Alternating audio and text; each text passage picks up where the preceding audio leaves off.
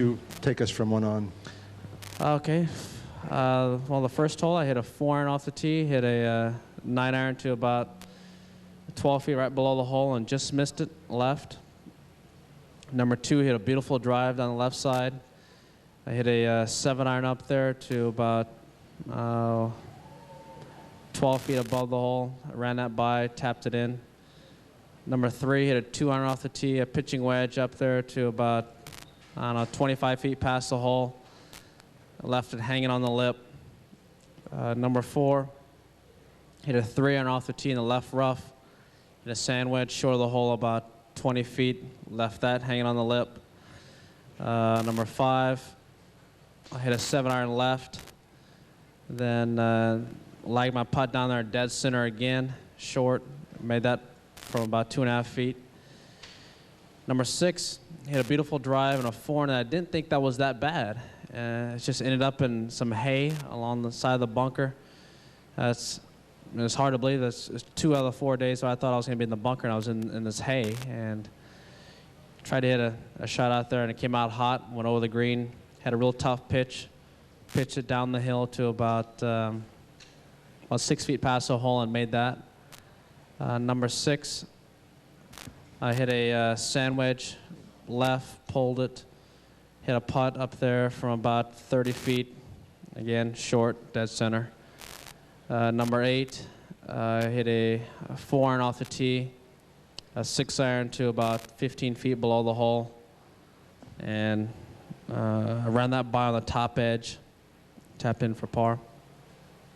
Number 9, a driver off the tee, a pitching wedge to about 20 feet from the hole. Again, dead center short. Number 10, a driver off the tee, and what I hit in there, a pitching wedge to about 15 feet left the hole and made that. Number 11, a 2-iron off the tee. Ended up in one of the great sand divots out there. Played out of the divot, sand wedge to about 12 feet right below the hole. Again, dead center short. Number 12, a 5-iron to about 18 feet past the hole. Made that. 13, hit a drive, pulled it left, got a great lie in the rough. Hit a sand wedge to about a foot. I kicked that in. 14, I hit a good drive down the fairway, light up with a 6-iron, hit a 60-degree sand wedge from 84 yards to about 8 feet. Made that. 15, I hit a 2-iron off the tee in the right rough. Hit a good pitching wedge up there to about 30 feet left of the hole and 2-putted. Again, dead center short. 16, I hit a 3-iron off the tee in the first cut of rough, caught a flyer, ball was gone. Had a real tough pitch, played safe, and ran it by about 15 feet and buried that. 17, I was just playing short. If I flushed a 4-iron there, it might get over the bunker. If not, I knew I'd have an easy uphill bunker shot, and which I did, even though I pulled it left where I wanted it. And an easy bunker shot, blast out there with a good lie to about 6 inches, tap that in. And on 18, hit a 4-iron off the tee, a 8-iron layup, and a pitching wedge to about 20 feet, and 2-putted. Have you ever played better under this kind of circumstance? Well, I've never really had this type of circumstance very often. I think the last time I did was at the 97 Masters when I had a 9-shot lead. And that day I played pretty good too. I shot 69. Okay, we'll take your questions here. Tiger, can you sustain this level of dominance over an extended period of time? Will you be able to keep your competitive fire for 5 to 10 years? It's not necessarily keeping your competitive fire. I won't have a problem doing that. It's just sometimes you're going to go through streaks where you're just not going to play well. And that's just part of playing the game of golf, or playing any sport, really. You know, you're going to have periods where you're going to play great. You're going to have periods where you're not going to play well. Hopefully you can get through those periods when you're not playing well quickly. Okay, over here, and then there's a mic needed up there. Go ahead. Tiger, can you talk? I think that most people are amazed at the level of performance you've had at such a young age. Only Jack Nicklaus has won 3 different majors at the same age. Can you talk about the emotion you have by being so successful early, how difficult it is, and what your sense of history is as well, and your place in it? Well, to be honest with you, it's I guess it all stems from, I hate to go back to it, but it all stems from junior golf. I've been fortunate enough to win a lot of tournaments as a junior, which enabled me to have the confidence at each and every level to play as well as I have.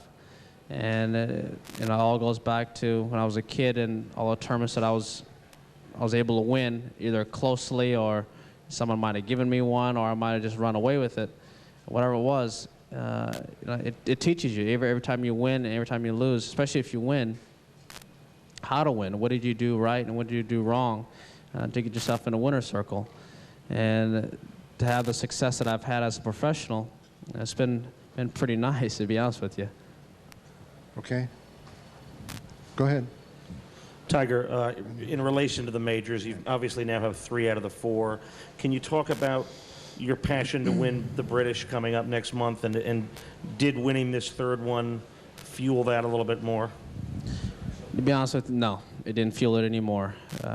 Going into this week, we all knew that if there's any 2 tournaments to win the Grand Slam on, it would be these 2 venues. It doesn't get much better than this: Pebble Beach and St. Andrews. Back Yeah, there? Tiger, I know you haven't had a lot of time to process the ramifications, but to you, what's the more impressive feat? The fact that you beat a major championship field by 15 strokes, which beats Tom Morris's record from 1862, or the fact that you finished a U.S. Open in these conditions at 12 under par? Well, I think the latter. To finish a U.S. Open this many under par, you've played well. And this week I drove the ball beautifully, hit a lot of good iron shots, but if you look back at each and every round, I made the important par putts. I kept telling all of you guys every time I came in here is that I made those big par putts. And those big par putts, you have to make them in U.S. Opens, just because of the fact that you miss a green here, or any U.S. Open championship, excluding Pinehurst, you knew that you're going to grab the lob wedge, hack it out, and it's hard to control that out of the rough. You're going to have those 8 or 10 footers, or maybe even longer, for par. If you make those feel better than a birdie. And either you build on the momentum you've built on, or you can turn the tide on it. And this week, there always comes a point in time in every round you get to make one of those putts, and I was able to step up there and bury those putts. Back there? Tiger, you've had 2 weeks now, the Masters and this one, where you've just pulled away and pulled away. What does it feel like, and has there been a point in those 2 weeks where you've known it's your week? Let's see. I've had 2 great weeks in major championships, but I said out there, and I told Stevie walking up 18, is that there comes a point in time when you feel tranquil, you feel calm, you feel at ease with yourself. And those 2 weeks, I felt that way. And I felt very at ease with myself, and for some reason things just flow. No matter what you do, good or bad, it really doesn't get to you. Even the days when you wake up on the wrong side of bed, for some reason, it doesn't feel too bad. It's just all right. And to have those weeks just happen to coincide with major championships is even better. Back over here. Who's got the mic? All right, there. Tiger, I'd like to ask you, we asked Ernie to talk about how great you are. It's a lot easier when you ask someone to talk about someone else, but if you can bear with us, how great do you think you are? How great do you think you are still to be as a golfer? Well, it's not exactly easy for me to answer. I can tell you one thing. This is something I've said, and I will continue to say, is I'm gonna try and get better. You're always trying to work on things in this game of golf, trying to get a little bit better. whether it's trying new equipment or trying new techniques. It's always something that you're always trying to get better. We all understand that. If we all play golf, we all have the bug.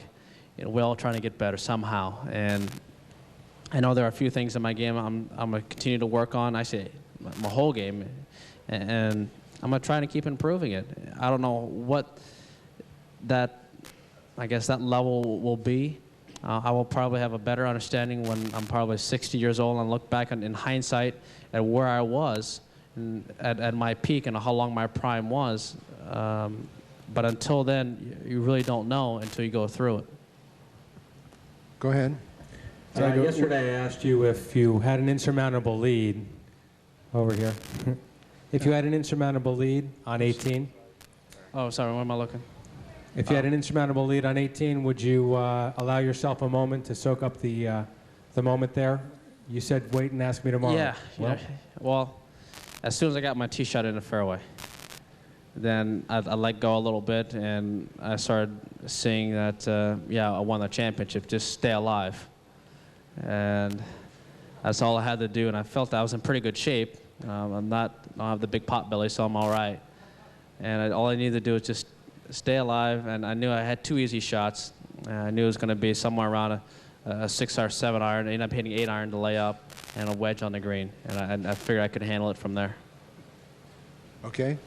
Tiger, following up on that, I don't suppose there was ever a time when you were walking up to, say, this on the 16th green and you look at the scoreboard and you think to yourself, I could use my putter and just my putter for the last 2 holes at Pebble and still win by 6 or 7 strokes. No, that's, to be honest with you, any kind of weird ideas never crossed my mind, because of the fact that I wanted to have a day where I made no bogeys. That was my goal from the beginning of the day, no bogeys. And I think the highlight of, I won't say the highlight, but one of the bigger moments of the day was when I buried that putt on 16. Because I worked so hard not to make a bogey all day and then have a 15-footer for par. And if I missed that putt, I would have been a little ticked at myself. And I went up there and I buried that putt, and it just felt so good to do that and then go on and get that up and down at 17, and I figured I could handle 18 with a 4 iron off the tee. Okay, there's one back there, and we need a mic down here in the front also. Please. Tiger, Ernie described your round, or your week, as close to perfect. How close to perfect did you feel like it was? It was a pretty good week. I hit the ball well. I made a lot of those big, as I said.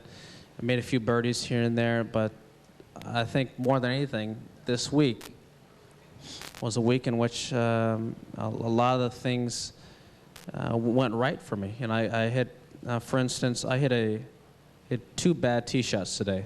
Hit one that was a terrible pull on number 4 that I'm praying that it doesn't go in that little pot bunker there.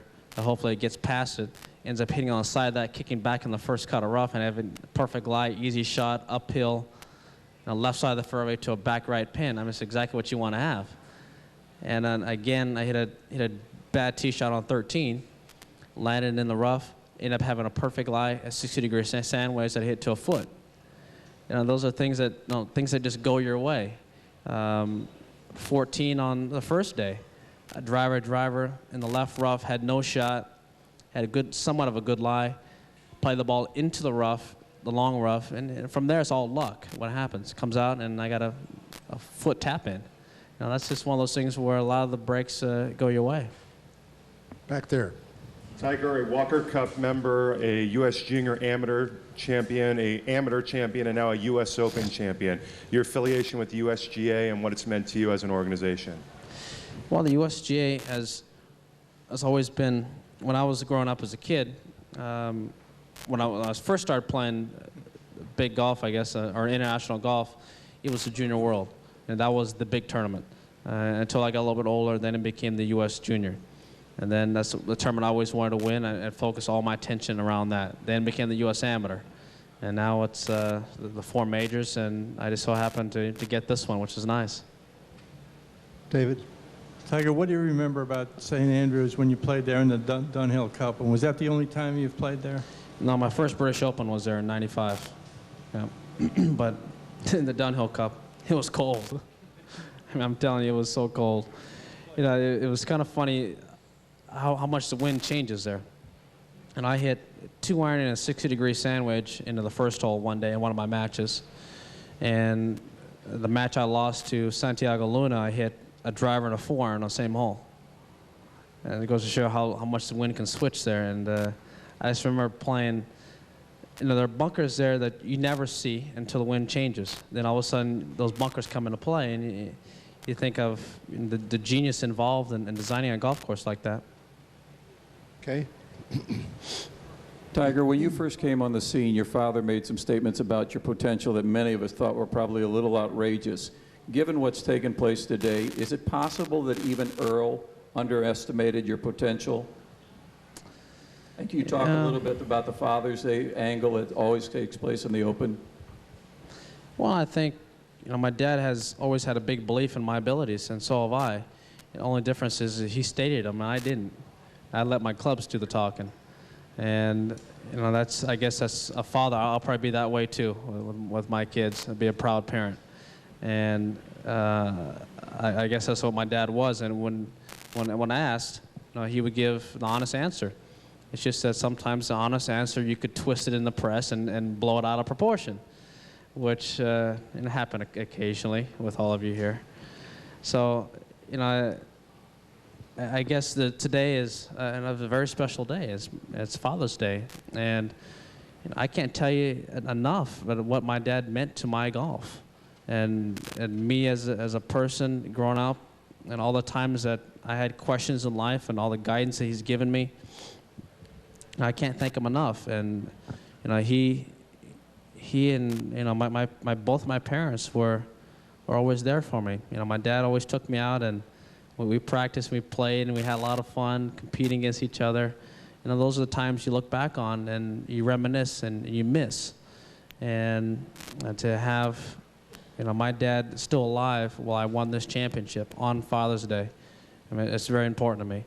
He was actually, he should have been dead in '97, the complications he had after the heart surgery.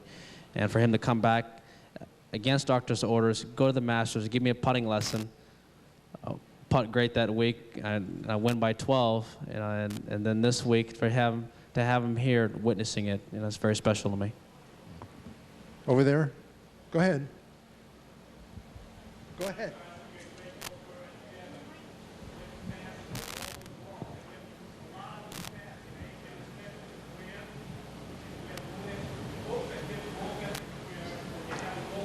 Mm-hmm.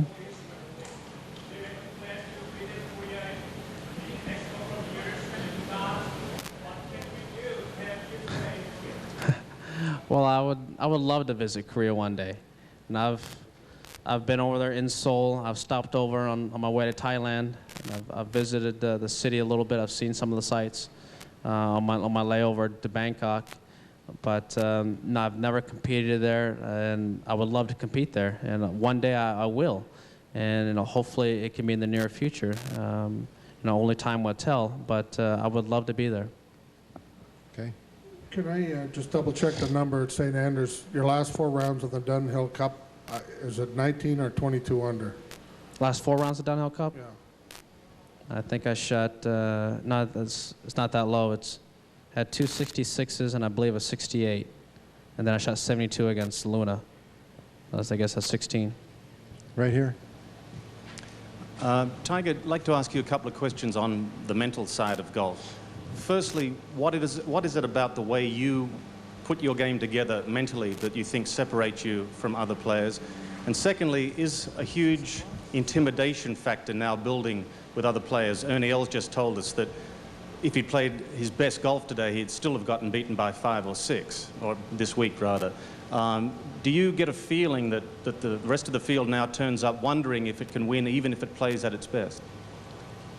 To be honest with you, the mental side of the game, I've always had a tremendous belief in my abilities. I've proven it in tournaments, but more so, I've proven it in practice sessions when no one's been around. You're out there practicing as a kid on a back nine, and you're playing against some of the best players, and you try and imitate their golf swings, and I'm no different. I still do it today, just for fun. And those are the times that you prove to yourself that you can do it.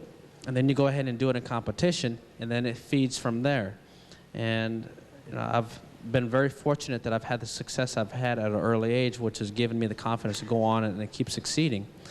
As far as intimidating the other players, what you do is you try and get up there and put yourself in contention, and that's it. And whatever happens from there, it happens. If they fall by the wayside just because you're there, then so be it. But I would much rather put myself in contention week after week. I'm not going to win every tournament that I play in. I'm going to try. And if I can put myself there week in and week out, I will win my share of tournaments. But I just need to get there. Okay, back there. Tiger, it obviously meant a lot to you to win the US Open here. What would it mean to you to win the Millennium Open at St Andrews? A. B. What would it also mean to join 4 great legends as a Grand Slam winner? That's something I would love to have happen. And there's no better site to have it occur than at the home of golf. And that's where it all started. And that's, if I could somehow be fortunate enough to play well at the right time and get that claret jug, it'd be a great feeling. I've come close. I came close to 98, and I would have made a few putts last year on the weekend. It might have been a different story, but I've come close, and I just need to keep putting myself there and with a chance to win, and hopefully I can get that jug. Here, then there. Go ahead. Tiger, you won 2 of your three majors with pretty sick numbers in terms of the margin of victory. You won your other one by 1 shot, and I will never forget the look of relief on your face on 18 at Medina last year. What do you find more enjoyable or rewarding? I mean, you blow everybody away here, but all you have to do is make pars today. Is it more enjoyable to go to 18 knowing you need a birdie to win, or do you have a preference for either one? Give me that 9-10 shot lead every time. Every single time. Now you realize, now I realize why most of the golfers out here are balding and gray. You go to the last hole with a one-up lead, or have to make a big putt on 17, like when I did at the PGA. That tests you a little bit. Those are probably more rewarding from a standpoint that you have to do it at that moment, and you end up doing it. When you have a big lead, obviously you can make a few mistakes and everything will still be okay. So there's a different internal struggle. But I think as far as feeling more rewarded, if you can go down a stretch with it, head to head against somebody and come out on top, and that's a great feeling. I mean, even though I won today by 15 or won the Masters by 12, it doesn't compare to coming down a stretch knowing you have to make that putt on 17 and you bury it, and then go play 18 and make par. I mean, that was such a great feeling. In the back now. Tiger, right now you are the king, and you've been there, the king of the golf world. Remember when Michael Jordan was the king of the sports world? There was, I want to be like Mike. Well, everybody wants to be like Tiger. It's a lot to carry, but if amateurs want to play better golf, and they're listening to Tiger Woods, and everybody wants to hear why you play better golf, can you pass on a little helping hint to let people play better golf? How can you play better golf? Well,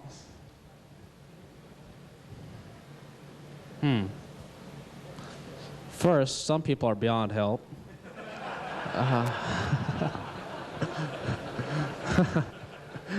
And 2, I guess, to be honest with you, there's really no substitute for hard work. My dad has always said, you get out of it what you put into it, and there's no shortcuts. And in this game, there's no crueler statement than that, because you go out there, and if you work hard on your game, you're going to get better. And just a weekend golfer, that's all it is. He's just a weekend golfer. He goes out every once a weekend, if that, and expects to hit great tee shots and make those big putts and take all his cash from his buddies. That's not going to happen each and every time unless you get out there and you work. Okay. Next to the last one, right there. Tiger, was there an adjustment or a refinement with the putting this week that made it all fall together? Yeah, actually there was. Wednesday, actually the Monday, Tuesday, and Wednesday, I was not putting all that well. and I couldn't hit my line very well consistently. I was making putts in a practice round, but it just didn't feel right. I was kind of timing it with my hands. It just didn't feel like I was rolling the ball. It was kind of skidding a little bit. And I worked for about 2.5 hours on Wednesday out there on a putting green, and I found that my hands were a little too low. So I raised them up, which is different than what I've been doing. I've been trying to get them lower, just overcooked it a little bit. And from there, I raised my hands up, which allowed me to release the blade down the line and get back to where I was for most of this year. This year, I've been trying to lower my hands, but as I said, I think I just overcooked it, got them too low where the toe was up in the air, hitting a lot of pulls. So I got the putter was a little more balanced on the ground. And from there, once I started making a few good strokes on the putting green, and it kind of built up a little bit, and I went out there on the golf course on Thursday and putted beautifully early in the round. And I said, yeah, this is right. I'm on the right track. Now I just need to keep doing it, and I was able to do it all week. Okay, we're going to do this one last and that one there. Please don't raise your hand anymore. Go ahead. People in California obviously think Pebble's one of the great courses in the world. And we've had 4 Opens. The other 3 were won by 3 pretty good golfers. Now you join them. Can you put this in perspective? What it means would it mean any less if you won another Open? But growing up in California, Pebble Beach, and then following Nicklaus, Watson, and Kite as a champion here. Well, the past champions is just it's remarkable to put my name on that list at this site. It's hard to put it into words. Growing up as a kid, watching, I guess when I first started watching, it was a Crosby, then the AT&T on TV, and seeing even the great champions win as a little boy at those tournaments, the year in and year out tournaments, and then to watch the '82 Open when Watson chipped in. I remember it vaguely. The only thing I really remember is Watson making that big putt on 18 and putting his arms up. I vaguely remember that. I don't really remember the chip in, probably because I didn't really understand it at the time what that meant, how big a chip in that was. I guess I was only, 6.5? But I watched Tom Kite win. I saw how difficult it was, what a true champion it took to win that tournament. And to come out here this week and perform the way I did, and on one of the greatest venues there is in golf, it doesn't get much better than that. Okay. Sort of following on what I asked you yesterday, you're a great student of the game as much as an exponent of it. Where do you think this victory leaves you in the history of golf right now? To be honest with you, I think you need to let time go on a little bit for all of us to understand what transpired. Well, for me, I don't know about all of you, but definitely for me, because even when I won the Masters in '97, it took me 2 to 3 years before I actually understood what I had done. When you're playing in a tournament, you're just trying to win, and the records are great, but you don't really pay attention to that. You pay attention to the fact that I got my green coat. Now I get to go home. And here this week, I got the trophy, now I get to go home. But you don't really understand exactly what you've done until time passes. And I'll appreciate this win a lot more in the future than I do right now, because I'm too close to the moment. And I've had a wonderful week, and a great week actually. But I can't really tell you that historically what it really means. I've been told that I've set a few records, but I don't really know what they are. I haven't had time. No one's told me. They said, oh, you tied or broke 15 records. Well, I don't even know what they are. The only thing I know is that I got the trophy sitting right next to me. Tiger, thank you and good luck. Thanks, Les.